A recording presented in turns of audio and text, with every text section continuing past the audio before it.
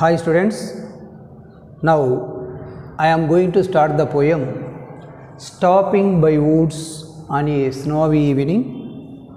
Name of the poem is Stopping by Woods on a Snowy Evening from Poetry. What is the meaning of poetry? You are first year students. What is the meaning of poetry? Poetry means Padya Bhagam. Poem means Padyam. Here, poem name Stopping by Woods. Stopping by Woods. What is the meaning of stopping? Agipovadam. By woods. Woods means, I wrote here, woods means an area of trees smaller than a forest.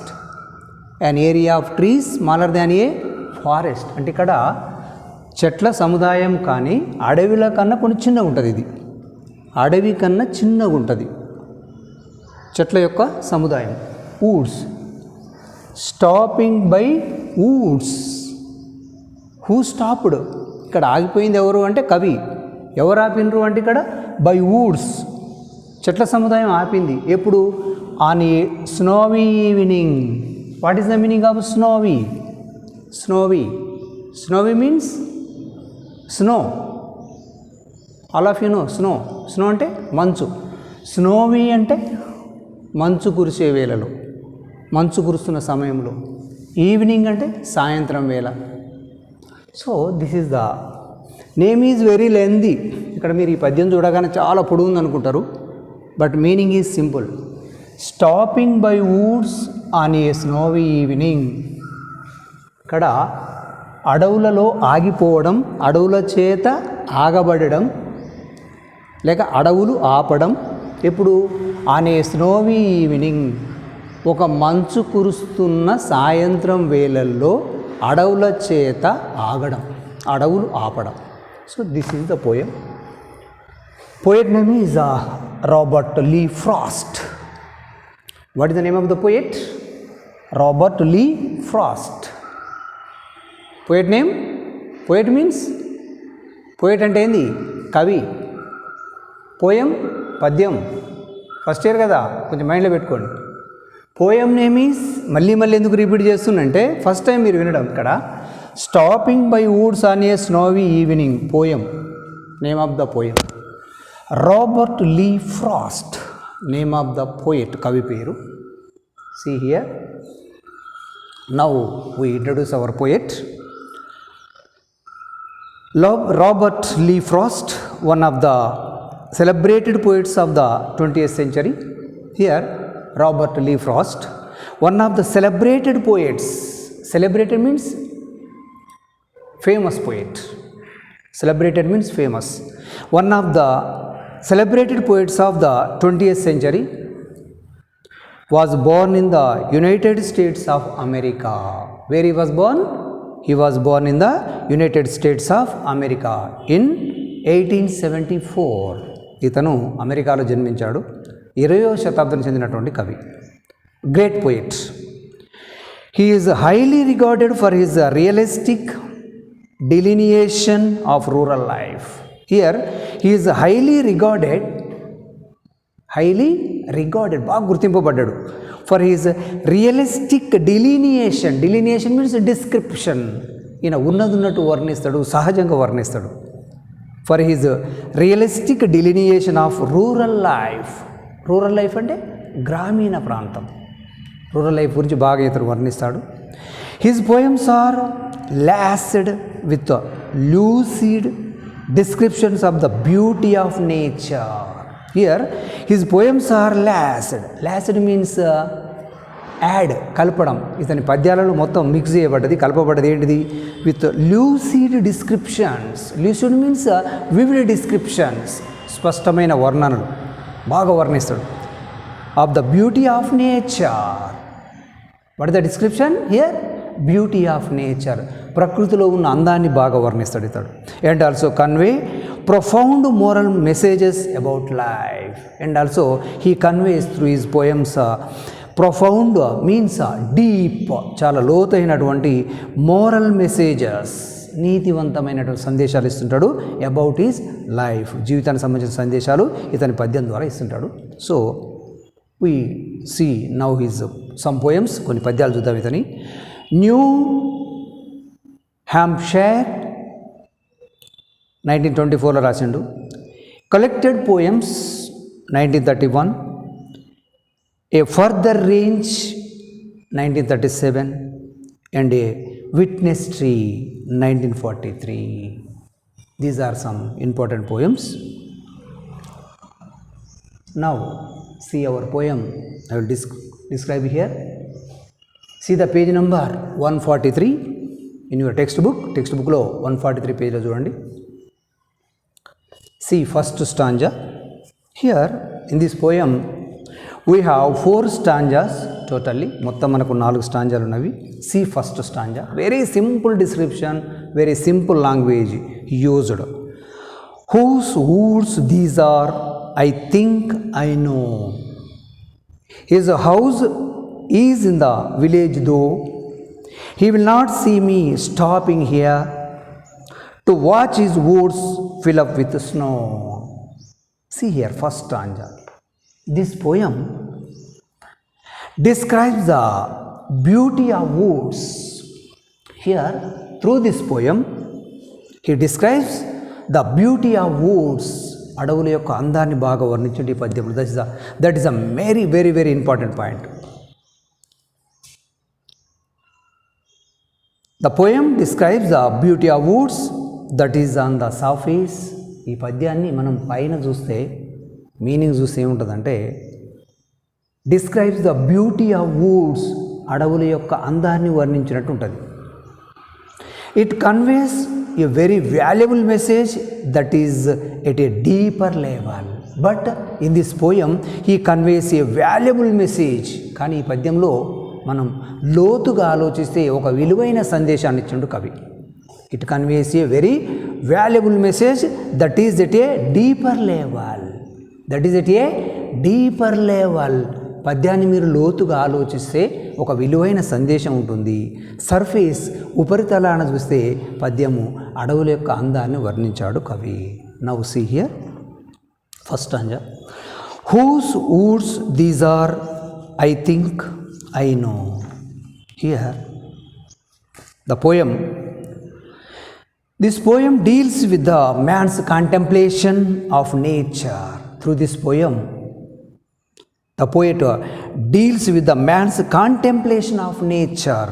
Contemplation means meditation. ప్రకృతి మీద మనిషికి ఉన్నటువంటి ధ్యానము, చింతన గురించి వర్ణించాడు. It is a perfect example of a calm and serene setting. This poem is very calm and serene setting. It is a perfect example of calm. ఈ పద్యం చూస్తే చాలా ప్రశాంతతను తెలుపుతుంది, కామ్గా ఉంటుంది పద్యం మొత్తం కూడా. Here whose woods these are, I think I know. His house is in the village though. Once the poet was riding a horse to some place when he came across a stretch of woods. In this poem, one day the poet was riding a horse. ఒక రోజు కవి ఏం చేస్తుంటాడంటే గుర్రం మీద ప్రయాణం చేస్తుంటాడు. Once the poet was riding a horse to some place, ఎక్కడికో ప్రదేశానికి వెళ్తుండు. When he came across a stretch of woods, అంతలోనే అతనికి ఒక చిన్న అడవుల సముదాయం అడ్డం వచ్చింది. గుర్రం మీద వెళ్తున్నాడు, అడవుల ద్వారా వెళ్తుండు, చిన్న అడవి అడ్డం వచ్చింది, అడవులకు వెళ్ళిండు. అక్కడ the pull of the woods filled with snow. Here the pull of woods, అడవులన్నీ కూడా, ఆ చెట్లన్నీ కూడా దేంతో నిండిపోయినవి, filled with snow was irresistible. Here the woods filled with snow was irresistible. Irresistible means uncontrollable. ఎప్పుడైతే ఆ అడవుల ద్వారా వెళ్తున్నప్పుడు ఆ అడవులలో ఆ చెట్లపైన మంచు కురుస్తుందో మొత్తం, ఆ మంచును చూసిన వెంటనే కవి ఇక కంట్రోల్ చేసుకోలేకపోయాడు. తన యొక్క అడవి యొక్క అందాన్ని చూసి తన మనసును control చేసుకోలేకపోయాడు. He wondered whether the owner of the woods might object to his stopping there. See here, whose woods these are? I think I know. ఇక్కడ కవి అనుకుంటుండు, హూస్ వుడ్స్, ఎవరివి అందాలు అంటే ఎవరివి అడవి, ఎవరిది అడవి. These woods are whose blanks, ఈ యొక్క అడవి ఎవరిది. ఐ థింక్ ఐ నో, నేను తెలుసుకోవాలనుకుంటున్నాడు కవి. His house is in the village though, his house is in the village though, కానీ అక్కడ ఎవరి ఇల్లు లేదు. అతని యొక్క ఇల్లు అంటే the owner of the woods ఎవరైతే ఉన్నారో అడవి యొక్క ఓనరు ఇల్లు పోయి ఎక్కడో ఉంది, విలేజ్లో ఉంది, అడవిలో లేదు. Here his house is in the village though, he will not see me stopping here. Here, he will not see me stopping here to watch his woods filled with snow. To watch his woods filled with snow. He will not see me stopping here. He wondered whether the owner of the woods might object to his stopping there. First, the poet was wondered. ఇతనికి ఆశ్చర్యం కలిగింది. Because whether the owner of the woods might object. అక్కడ అడవులలో ఆగిపోయింది కదా, మరి ఆ అడవుల యొక్క ఓనరు ఏమన్నా అతన్ని ఆప్తుడు ఏమన్నా మందలిస్తాడు ఏమని ఫస్ట్ అక్కడ ఆగినందుకు అతను కొంచెం ఆశ్చర్యపోయాడు. However he assures himself that the owner would not see him stopping there. కానీ ఆ తర్వాత అతను తేరుకొని అతని మనసులో అనుకుంటున్నాడు, he assures himself, he believes himself, తనకు తాను అనుకుంటున్నాడు ఏమని, the owner would not see him stopping there, అక్కడ ఆగడం ఓనర్ చూడలేదని అనుకుంటున్నాడు. See, stanza. Once again, whose woods these are? I think I know. His house is in the village though. He will not see me stopping here to watch his woods fill up with snow. ఆ మంచుతో నిండి ఉన్నటువంటి ఆ అడవుల యొక్క అందాన్ని కూడా ఆస్వాదిస్తున్నాడు కవి. అతన్ని ఎవరిని చూడలేదనుకుంటున్నాడు కవి అతన్ని. సో అక్కడ అంటే అడవులో ఆగిపోయిండు గుర్రం పైన. See second stanza. My little horse must think it queer to stop without a farm house near. Between the woods and the frozen lake the darkest evening of the year. Here my little horse must think it queer to stop without a farm house near. See here, queer, near, rhyming words. My little horse. See here, ఇక్కడ కవి యొక్క little horse చూడండి ఎంత ముద్దు పేరు పెట్టుకున్నావు. My little horse must think it queer. What is the meaning of queer? Queer means strange or unusual, విచిత్రంగా చూస్తుంది ఆ గుర్రం. My little horse must think it queer. నేను అక్కడ అడవులలో ఆగిపోవడం చూసి నా గుర్రానికి ఆశ్చర్యం కలిగింది. స్ట్రేంజ్, కొత్తగా అనుకుంటుంది ఆ గుర్రం. My little horse must think it queer, it feels queer, దానికి విచిత్రంగా అనిపిస్తుంది. To stop without a farm house near, ఎందుకంటే అక్కడ ఒక ఫామ్ హౌస్ లేదు, ఏం లేదు, అక్కడ నేను ఆగాడు. కవి తన యొక్క గుర్రాన్ని ఆపుకున్నాడు. ఆ గుర్రం ఆశ్చర్యపోతుంది, ఎందుకని మా ఓనర్ ఇక్కడ ఆపిండు నన్ను, ఇక్కడ ఒక ఫామ్ హౌస్ లేదు, ఏం లేదు అని అదే ఆశ్చర్యపోతుంది. To stop without a farmhouse near, ఎందుకంటే ఎప్పుడైనా కవి ఆ గుర్రాన్ని ఫామ్ హౌస్ ఉన్న దగ్గర ఆపుతాడు. What is the meaning of farmhouse? Farmhouse means the main house on a farm where farmers లేవు. ఎక్కడనైతే రైతులు ఉంటారో అక్కడ ఆ పొలాలలోనే ఇల్లు కట్టుకుంటారు ఒకటి, దాన్ని ఫామ్ హౌస్ అంటాం. ఫామ్ హౌస్ పేరులోనే ఉంది. ఫామ్ అంటే పొలము, హౌస్ అంటే ఇల్లు. The main house on a farm, పొలములో కట్టుకున్న ఇల్లుని ఫామ్ హౌస్ అంటారు. సో అక్కడ ఫామ్ హౌస్ లేదు, ఏం లేదు, ఈ కవి నన్ను ఇక్కడ ఎందుకు ఆపిండు అని గుర్రం ఆశ్చర్యపోతుంది. Between the woods and frozen lake, between the woods and frozen lake the darkest evening of the year. Here between the woods and the frozen lake.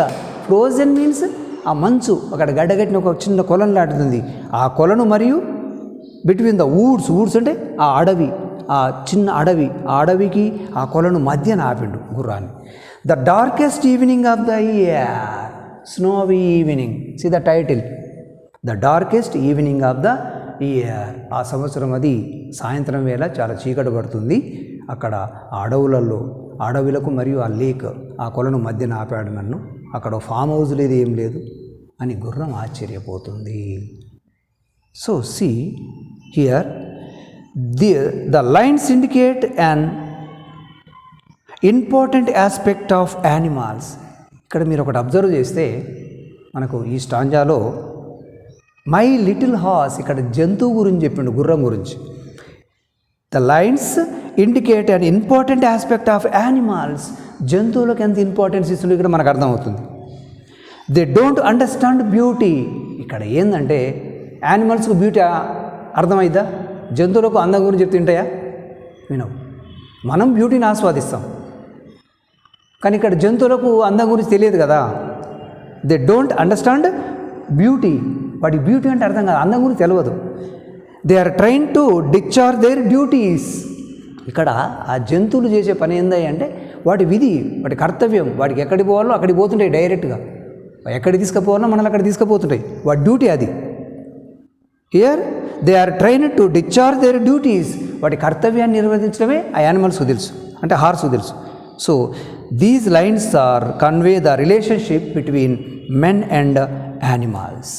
Here these lines are convey the relationship between men and animals. ఇక్కడ మనకి ఈ stanza ఏం చెప్తుందంటే మనుషులకు జంతువులకు ఉన్న సంబంధాన్ని, ఒక రిలేషన్షిప్ని ఈ సెకండ్ స్టాంజా మనకు తెలియజేస్తుంది. So this is the second stanza. Will continue this poem later. Thank you.